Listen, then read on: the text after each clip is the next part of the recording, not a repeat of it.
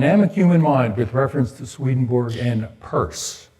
Tendency is to say Peirce, but Gard Perry, who's here today, corrected me. It's Peirce, and I blame Gard for letting me know about this fellow Peirce because there's no end of exploration with his work.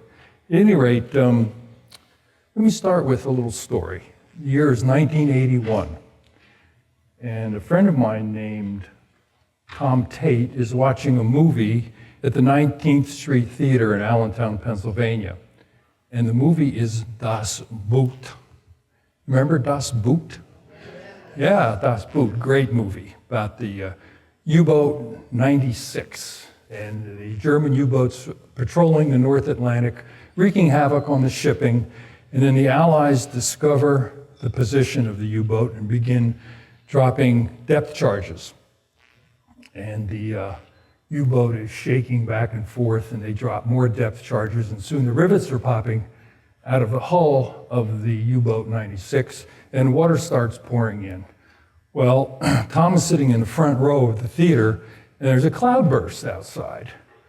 And before you know it, Tom is up to his ankles in water. And he said, now I've heard of special effects, but this is crazy. And the reason I tell the story is, we'll get to that, but it was a surprising event. It was a novel experience, and that has to do with something that Peirce came up with in his philosophy, which we'll discuss. Now, let's go back to Plato and his various dialogues. We'll start with his dialogue, the Meno. It's a funny name, Meno. I wouldn't want that name. It's Paging Dr. Meno. Paging Dr. Meno might have a very short-lived career, for sure. At any rate, he talked about anamnesis, which is recollection in the Meno. And then the Theaetetus, and I think it was, that's his last name, I think it was Jimmy Theaetetus, was a young mathematician, and they had a dialogue wanting to know, is knowledge equivalent to perception? Well, intuitively, we say, of course. Of course knowledge is and perception are equivalent. I mean, how else could you navigate the environment unless, for example, you knew that it was hot outside or cold outside, you would dress appropriately, so you have knowledge of the environment through your perception, right? Well, it gets a little more complicated than that, because what they discussed over a beer in the saloon in the Agora was the idea that perception is a very idiosyncratic, very personal experience. And if perception is equal to knowledge, which is equal to truth, then every person would have their own truth. And clearly that's not the case. Not everybody has their own truth. The truth is sort of a community shared concept. So that didn't work. And then in the Republic, Plato described reason, spirit, and appetite in the allegory of the cave. Now, we're all familiar with the allegory of the cave, but we probably have a pretty vague recollection of what it was all about. It was really about people being chained to the wall and seeing shadows. And the shadows were basically shadows of what? Puppets. Okay, so it's really an abstraction of an abstraction is what they were seeing. And the way out of this, according to Plato, was to become a well-rounded person, become a citizen of the community and to become a philosopher and to explore all avenues of thinking. Then along comes Aristotle, Plato's student, who is a bit different. He was not a dualist, or not as much of a dualist anyway. He felt that psychology was an extension of biology, so he's more of a materialist in a sense. And he distinguished imagination, memory, and thought, separate ideas of the conscious mind. And he described patheticos, which was the receiver of intelligible forms, and poietikos, which was the faculty to make these received forms intelligible. That's really pretty good, because that really anticipates later thinking right up to modern times. And then comes Augustine, St. Augustine of Hippo, who wrote 4 books, but we'll just talk about the Confessions. Book 10, memory is not merely passive storage, but past experience and present self-awareness cohere. But here's what I really find exciting, is Confessions book 11. Present consciousness, present moment, has a component of remembering the immediate past and experiencing the immediate future, all as one part put together. And that will play a role in what I would later call, which will come upon, the idea of the frame theory, or the mini-module theory of consciousness. Now, he also came up with the idea that human knowing, while dependent on sense and reason, ultimately requires God's illumination to grasp eternal truths. Along comes Thomas Aquinas, who was the paragon of medieval scholasticism, who, like all other medieval scholastics, integrated Aristotelian concepts with Christian theology. And intellectual cognition began with particular sense forms, out of which the intellect abstracts universal intelligible forms. Now, this idea of abstracting forms will become a key part of my talk, and you'll see it happening. I would be using abstraction over and over again. Unlike Augustine, however, abstraction did not involve divine illumination. Now, I was a little bit of a hyperbole here. I said the riddle of consciousness reigns supreme in the worlds of science and philosophy. Now, I'm not sure it reigns supreme, but it's certainly a big question. And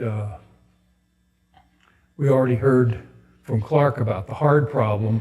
The hard problem was first appeared with the Australian philosopher David Chalmers in 1996. And Chalmers was very puzzled, like so many people, how the physical brain, and Clark got into this, gives rise to subjective first-person experience of what's called qualia or qualia. And then Tom Stoppard wrote a play called The Hard Problem in 2015, which I got halfway through yesterday, and pretty good play, actually. Modern theories of consciousness, there's many competing theories. There's the higher order of thought theory.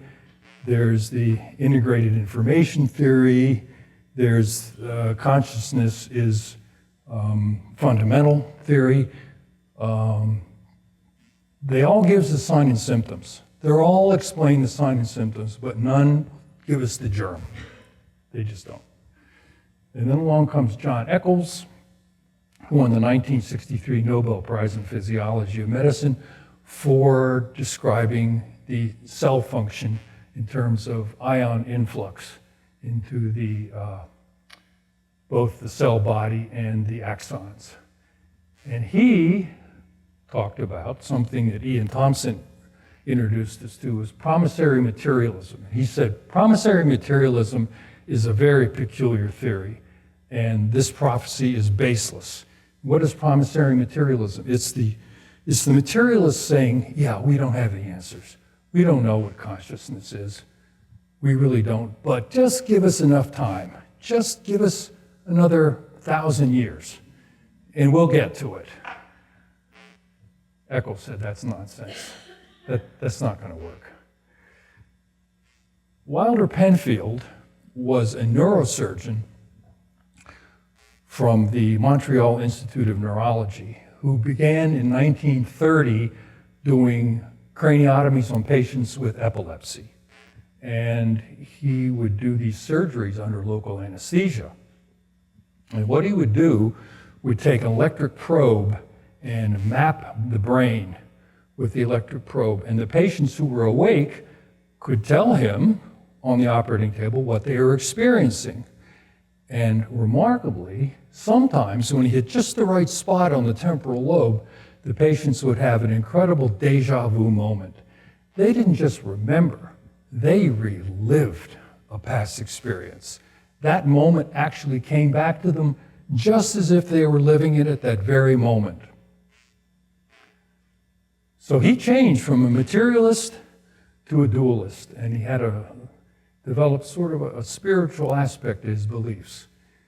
Then Emanuel Swedenborg, who obviously is behind everything we're talking about today, was accomplished in many fields. As a matter of fact, I'm told that the Discovery Channel a few years back said Emanuel Swedenborg was the most brilliant man that ever lived.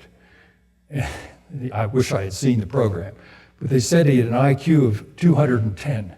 And considering that Isaac Newton had an IQ of 180, that's pretty good. So he was accomplished in many fields: mining, engineering, mineralogy, mechanics, metallurgy, mathematics, anatomy, and physiology. And this was all his preparation for what was to come in the mid-1740s, when he abandoned his scientific studies, when he was called to reveal the internal sense of Scripture. So at which point he began to inhabit the natural and spiritual worlds concurrently, and he wrote extensively on the human mind and its several levels. And along comes Charles Sanders Peirce, who was also accomplished in many fields. Now picture two tombstones, two headstones in a cemetery. On the right hand, big tombstone says Charles Sanders Peirce, philosopher, astronomer, chemist, geodesist, meteorologist, semioticist, logician. Left-hand tombstone says Juliet Peirce, long-suffering wife of Charles Peirce. Yeah, I borrowed that from the New Yorker. Not Charles Sanders Peirce, one of my favorite cartoons of all times. Umberto Eco was very much influenced by Charles Sanders Peirce. He was a semioticist. He was the first professor of semiotics at the University of Bologna in 1971. And he wrote a book called Foucault's Pendulum. It was the most widely purchased and least read book of the 1990s. I read it, cover to cover. There's only one passage that I remember from that book, and that was, Swedenborg had much to say to the Western world had they chosen to listen. And Eco obviously was familiar with Swedenborg because he was a professor of symbology, semiotics. Of course he would. So now we'll begin an exploration of just three aspects of the human mind: perception, reasoning, and memory. But we'll start with perception. And we're just going to talk about the natural mind here. Clark did all the hard work of putting the spiritual in the mind. I'm just going to talk aspects of the natural mind. Now, William James talked about a stream of consciousness, but I'm thinking, I don't think it works quite that way. I think we have micromodular or framing when we think. I think that we have to stop our thinking in order to perceive moment by moment. And it has to be, at least visually, at least 24 frames per second, at least, or otherwise it would flicker, because that's what a movie has to be, more than 24 frames per second, or else a movie flickers. Now we're going to talk about something called qualia and qualia, just for a moment, because I want to give some evidence for my theory about the micromodular theory of consciousness. The first law, well, let me talk about qualia. Qualia was a term that Peirce came up with, and it meant physical characteristics: red, green, hot, cold, smooth, rough, hard, soft, etc. That's a qualia. And then In 1928, C.I. Lewis, a philosopher, pluralized it to qualia. And two researchers, Rockamondron and Hirstein, wrote a paper on the three laws of qualia. And the first law is that qualia are irrevocable. When you see something red, you can't take it back. You see it, it's there. And also, you can't then say, well, it was green. No, it was red, and it's irrevocable.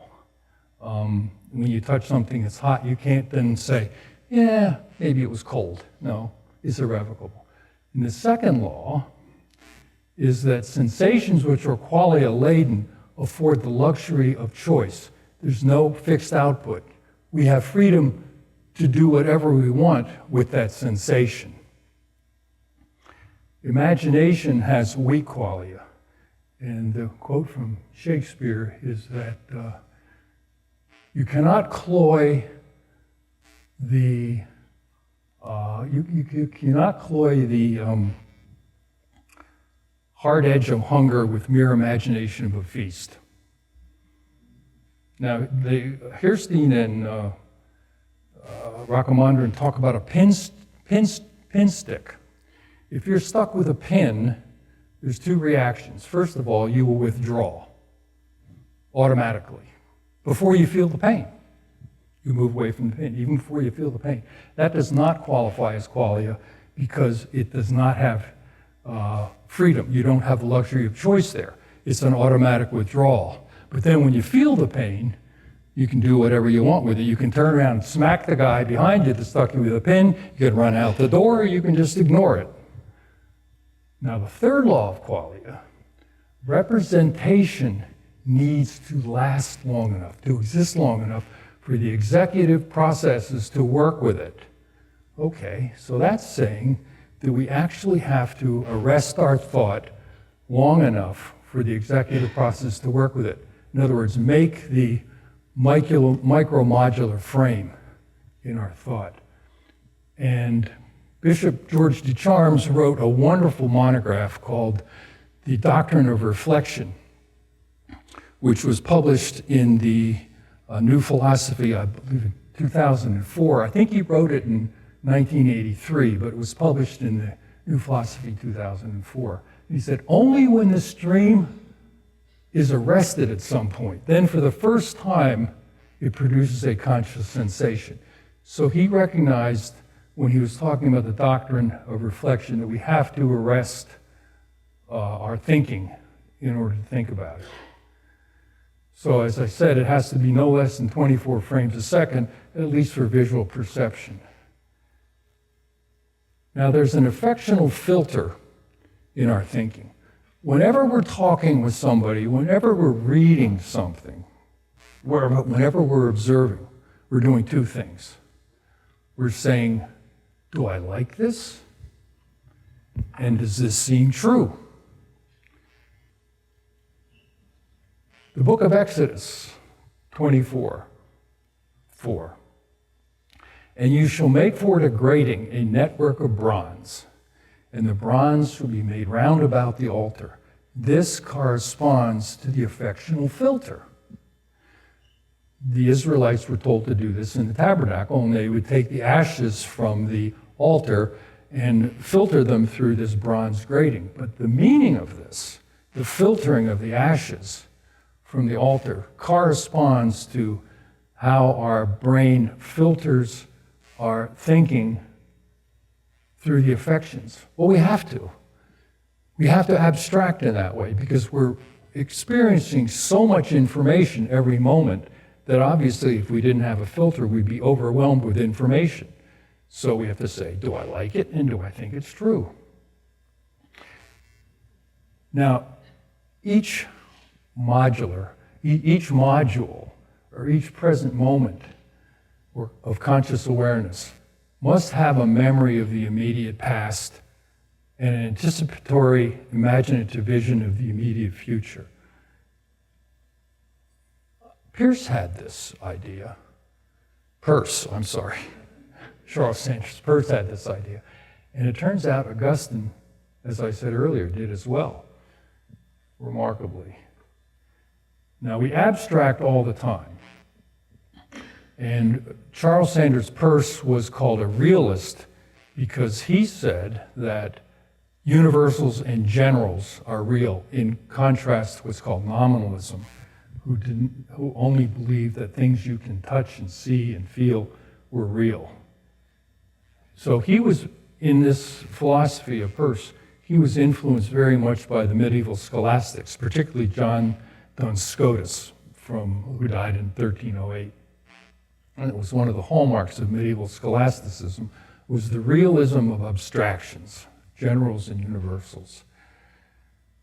Abstraction is fundamental to perception, and Peirce came up with this concept of icons, indices, and symbols.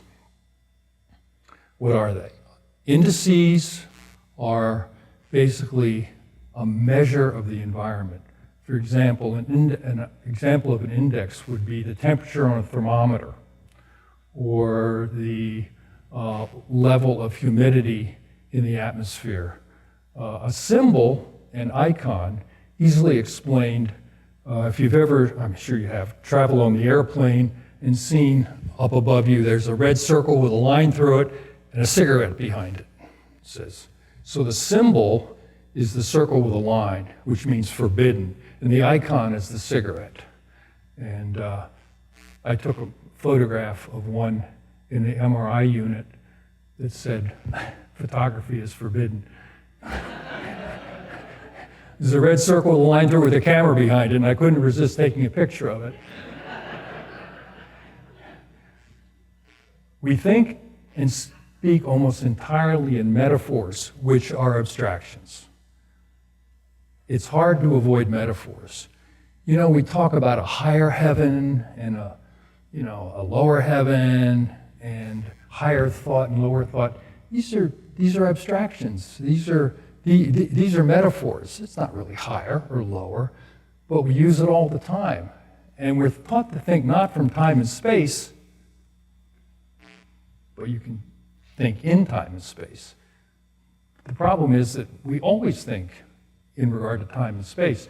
And this was pointed out by a remarkable fellow named Julian Jaynes, who wrote The Origin of Consciousness and the Breakdown of the Bicameral Mind, which was a book that I thought would interest new church folks more than it has. But it turns out that on the page in the New Philosophy preceding Bishop George DeCharme's Doctrine and Reflection, it talks about Julian Jaynes and the origin of consciousness and the breakdown of the bicameral mind.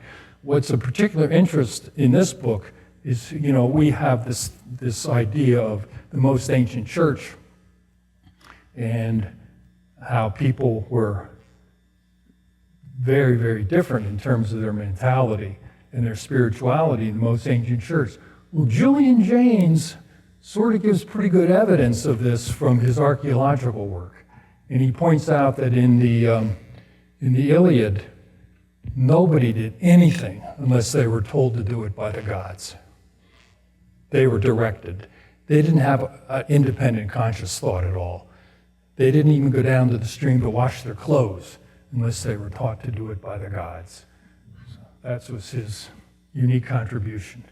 He was a psychologist at Princeton and Yale.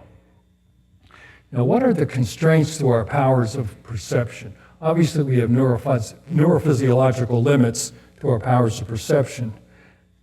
And Voltaire said that perfect is the enemy of good.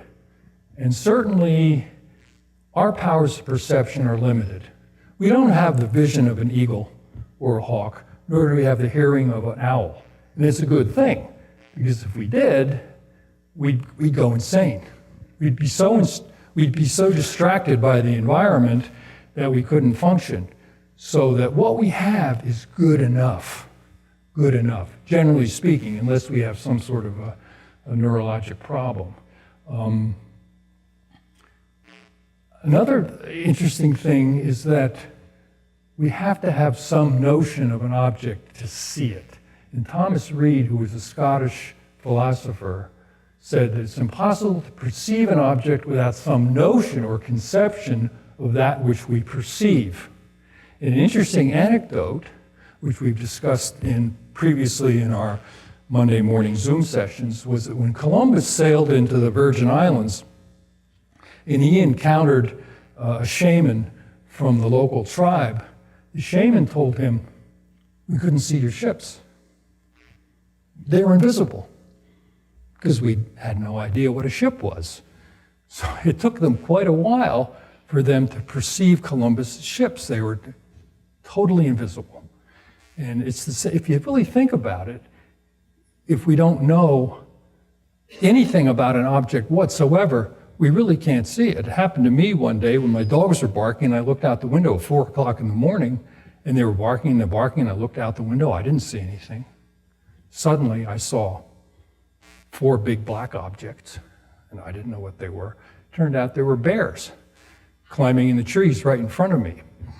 I couldn't see them. I had, not that I didn't know what a bear was, but I just was totally unprepared for the experience. Subjective reasoning. In every stage of life, the rational faculty engenders some affection by which it seeks to express itself. And this is from Hugo Odener's book, The Human Mind. From this there comes an affection for truth and reasoning, informing conclusions on whatever subjects he may like. When a young child asks, "Why? But why, Grandpa? But why? Grandpa, but why?" Well, at first I thought this is just trivial stuff. I mean, why is this child bothering me with why, but why? And I would answer him, and he'd say, no, but why? Well, it turns out in the child's innocence, they really want to know ends. And I realized after a while that this is a very important stage in a child's life, is to get to, knowledge. They really want to know fundamentals. They don't just want superficial answers. They want to know ends, not just causes and effects.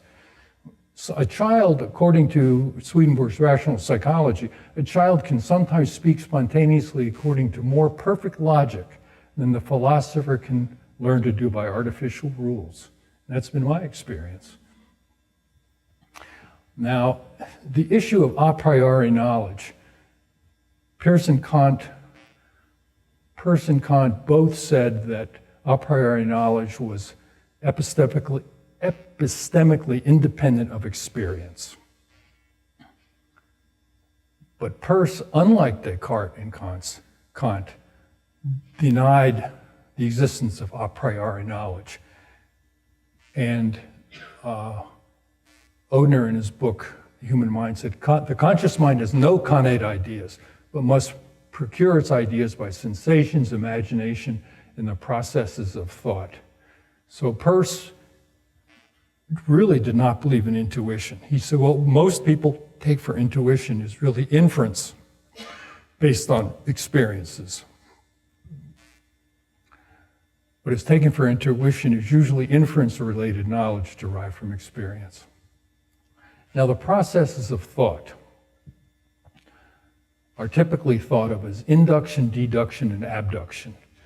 Induction, we know, is arriving at generals from particulars, relying on experience to confirm or refute hypotheses. Deduction, we know, is using generals to think about particulars, and it's responsible for deriving logical consequences from hypotheses. Abduction, the process of forming explanatory hypotheses. The reason I told that story about my friend Tom Tate in the movie theater and the sudden unexpected experience is what is the basis of abduction. Abduction was unique to Peirce's thinking, and it really was explaining the very first thing that happens when we encounter something unique or surprising. And he said it's the basis for all scientific discovery. It's hypothesis formation. It precedes induction and deduction and is open to the possibility of error, which is a hallmark of Peirce, by the way. Peirce had this theory of fallibilism, that we really are never, we can't be certain, really cannot be 100% certain of any of our ordinary thoughts. And he talked about the alpha and the omega. He objected to any absolute universality, absolute exactitude, and absolute necessity being attributed to any proposition that does not deal with the alpha and the omega, which he says does not include any object of ordinary knowledge. Peirce identified God the Creator as the absolute first, the alpha, and God the terminus as the absolute second, the omega. Good for Peirce. I think he was onto it. Now, the subject of remains is, one of our most cherished beliefs. And it's the goods and truths which are imparted to little children in their innocence, which is a basis for our regeneration and salvation in later life. And it's imparted to infants without knowledges, but later with knowledges. Interestingly, Arcana Celestia 7560, they serve not as part of memory, they serve not as part of the memory, but as a means of holding the mind open, somewhat, to the influx of heaven. Which is, I learned something there. I always sort of thought that it had more to do with memory, but it's more to holding our mind open. Now, what are the constraints of reasoning? Well, obviously, once again, our neurophysiology. If we don't have healthy minds, if we're not thinking straight, if we have mental illness, we're going to have some problem with reasoning. And that's, the basis of psychosis and difficulty reasoning. Also, constraints are thinking from time, space, and self. Forming beliefs exclusively on authority, and the rational does not deal in quantities. So, dealing in time, space, and self are constraints on reasoning because thinking from time makes you impatient, and you're not going to take the time to really explore an issue. Thinking from space obviously limits you to a physical idea rather than higher rational ideas. Now, thinking from self or of self, I can tell you from experience when I used to do consults on the psych ward, the patients there, their universe ended at the tip of their nose. They could not think of anything but themselves. And it was very frustrating because I'm trying to explain to them the basis of their problem, and they can't listen. They had absolutely no ability to communicate because they were just thinking of their mental illness. They were completely self-absorbed. And that is, obviously is going to constrain your reasoning. Now, the final point here, rigidly affirming apparent truths, the exclusion or denial of deeper insights can dull the rational intellect and darken it, making spiritual progress difficult. This is something that I've talked to various theologians in the church about, and my question was this: what are the spiritual consequences of false natural beliefs? What if we really believe the earth is flat? What if we really believe that the sun rises and sets on an earth rather than as an apparent truth? What if we adhere to all sorts of conspiracy theories? What are the spiritual consequences of false natural beliefs? Obviously, it dulls the rational intellect and darkens it, making spiritual progress difficult. I was glad to find those numbers, DLW 108 and TSAR 257, because that's something I've been wrestling with for a long time. This is something fun that I brought up to our group the other day. What Roger Bacon gave us, Francis Bacon took away. Roger Bacon, from 1219 to 92, was the first to say we really should not basis our beliefs on authority alone. Because up to that time, all beliefs were entirely based on the authority, Aristotle and the church fathers. He said, no. Authority is fine, but base your beliefs on experience as well, and rationality as well, not just on authority. And I got this from Reuben Bell, Francis Bacon. He took it away. Because he, in his Novum Organum of 1620, had causes and effects, but eliminated ends. Divine ends were not there. Now, this is an ironic situation because Francis Bacon is considered one of the progenitors of the Enlightenment. Far from it. He was the progenitor of the Darkenment by eliminating divine ends from all inquiry.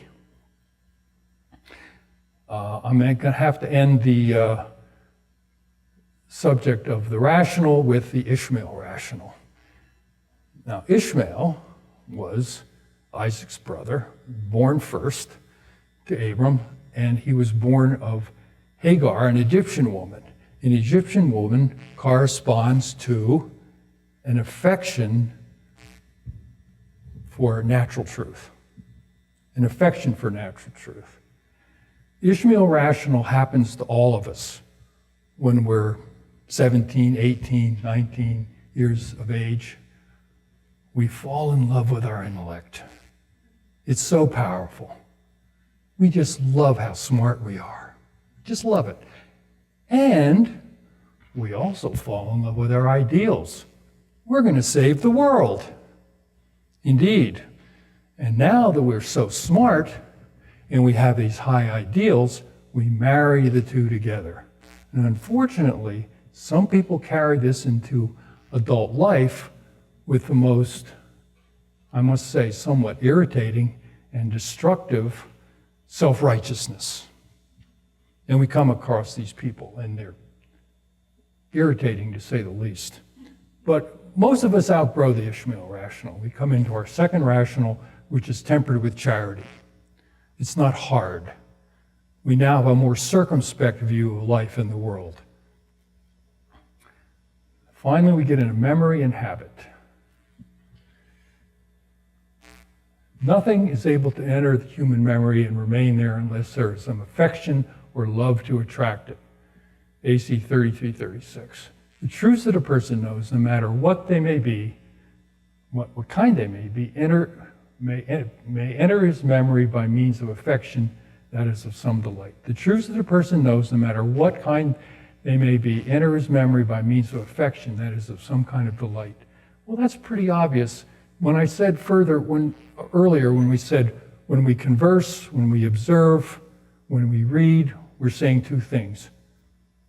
Do I like it? Is it true?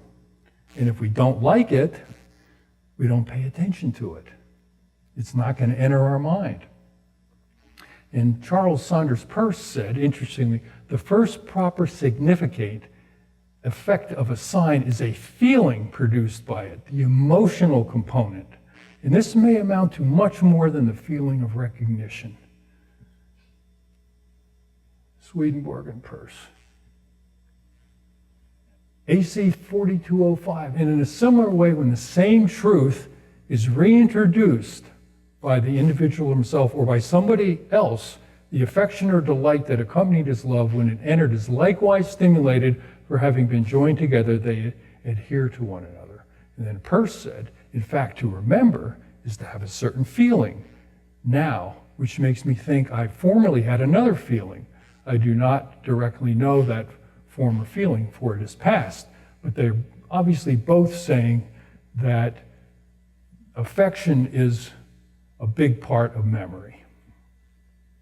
There was a Peirce scholar named Joseph M. Ransdell from Texas Tech who said, the memory of an event is more abstract than the initial experience. Well, I think we'd all agree with that. Ransdell applies this as analysis of iconically direct perception to memory as well. An icon is an abstraction. And we see the world as icons. We really do produce an iconic image in our mind when we perceive the world. And this is how we enter these, we put these icons in our memory rather than a direct perception, rather than a complete perception of what we see. Because what we're taking, the amount of information from the environment is so overwhelming. The data is so enormous that we have to abstract it. We absolutely have to simplify it and develop icons in order to put it in our memory. Bertrand Russell said, images without beliefs are insufficient to constitute memory. And he described that there's a threshold of strength of belief regarding the precision of the images presented to the memory. In other words, we can't, in order to have a memory, we have to have a strength of belief. And there's a borderland between imagination and memory, and I think this borderland is sometimes what leads us to exaggerate and to get into the area of hyperbole. Because our memory is inadequate to bring up an accurate or precise image. So we begin imagining things, and it's not accurate, and then we resort to hyperbole. Russell also talks about a feeling of familiarity, which is present in degrees. Obviously, the more familiar, the more robust is our memory. And then we have to ask, well, how do we know when something happened? I mean, that's sort of an odd thing, isn't it?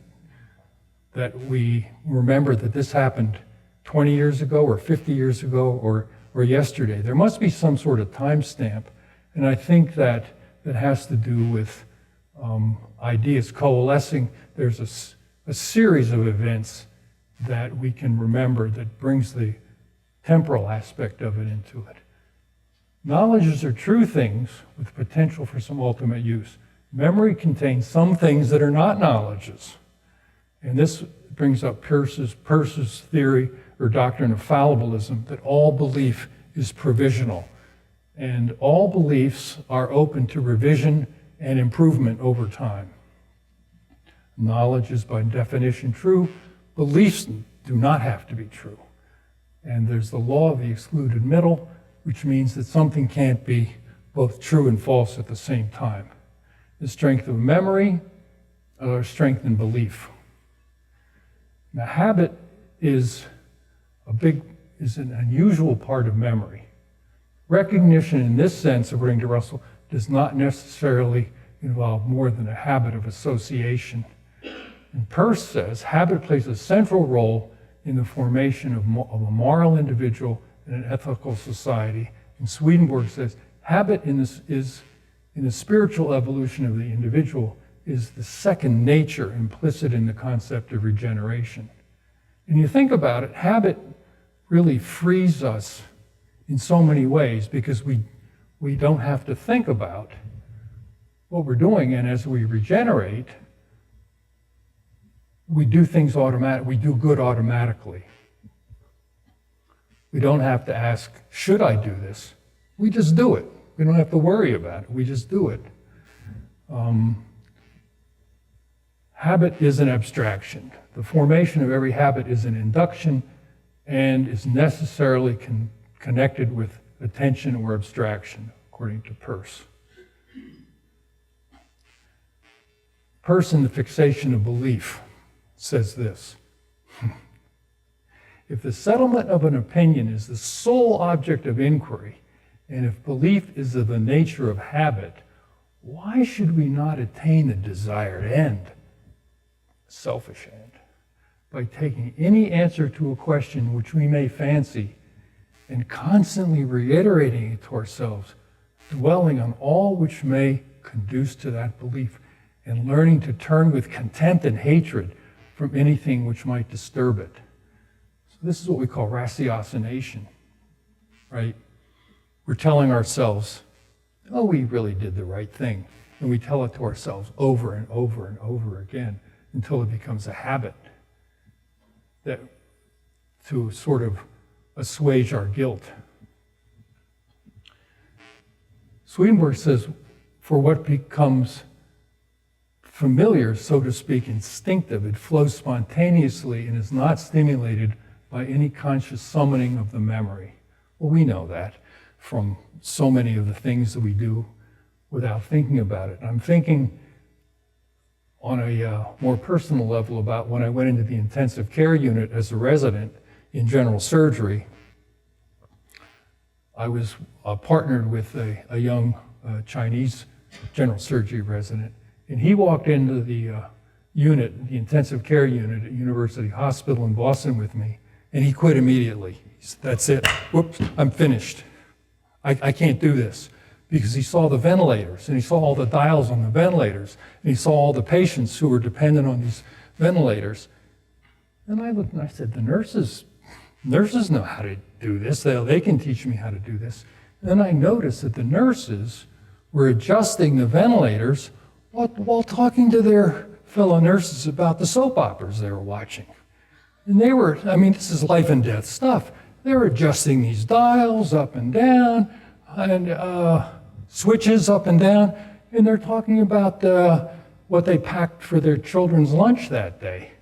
And it was second nature. It just became absolutely, there was no conscious summoning of memory because they had done it so often, and yet it was very complex business. Swedenborg on memory and habit. Everything entering a person remains, and the things which become habitual, that is familiar, cease to be recognized by him as being present in him, although they are present.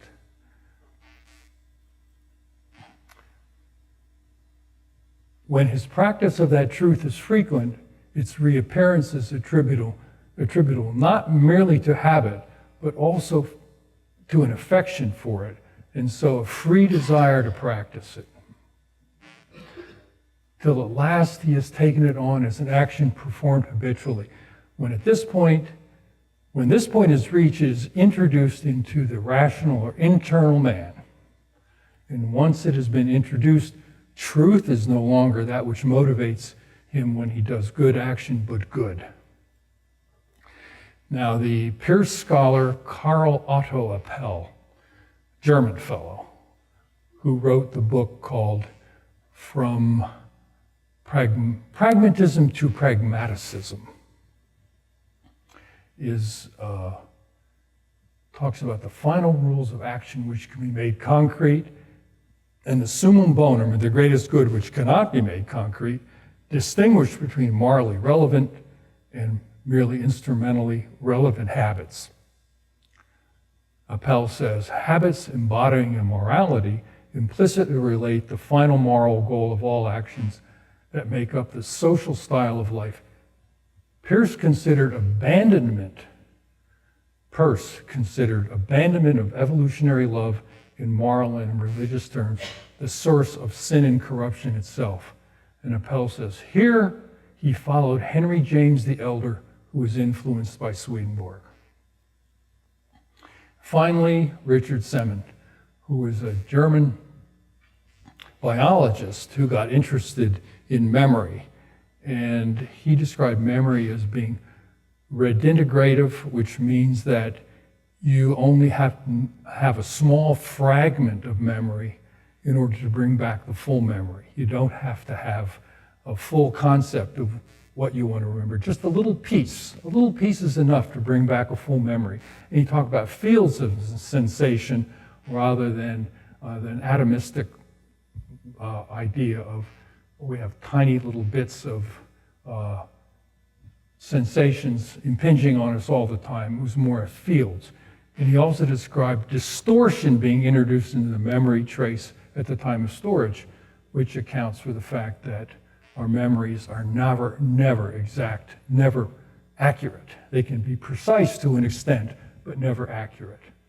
And he described how repetition exerts its beneficial effects. And he ran counter to the current theory that repetition strengthens the field in the brain. He said what repetition really does is that it gives multiple traces of an experience. So the experience is placed in the mind multiple times over. So the chances probabilistically of being able to retrieve the memory is increased because there's multiple traces put in the brain. And I'm sorry I spelled this meme wrong. It's M-N-E-M-E. It's the general principle of memory. And that's where we get mnemonics from. And this was an invention of Richard Semon. Engram is the physical trace of a specific stimulus in the brain. And ekphoria is the process whereby a cue reactivates an engram. And homophony, a bit difficult to understand, the means of linking sensory input to an engram. Now, poor Semon took his own life in 2018 as a result of not being recognized, and after his wife passed away after a long illness, and because he was depressed about Germany being devastated by World War I. And he described all perceptual events are given permanent and graphic representation, which basically, as Swedenborg says, everything that enters the mind remains. Okay, thank you.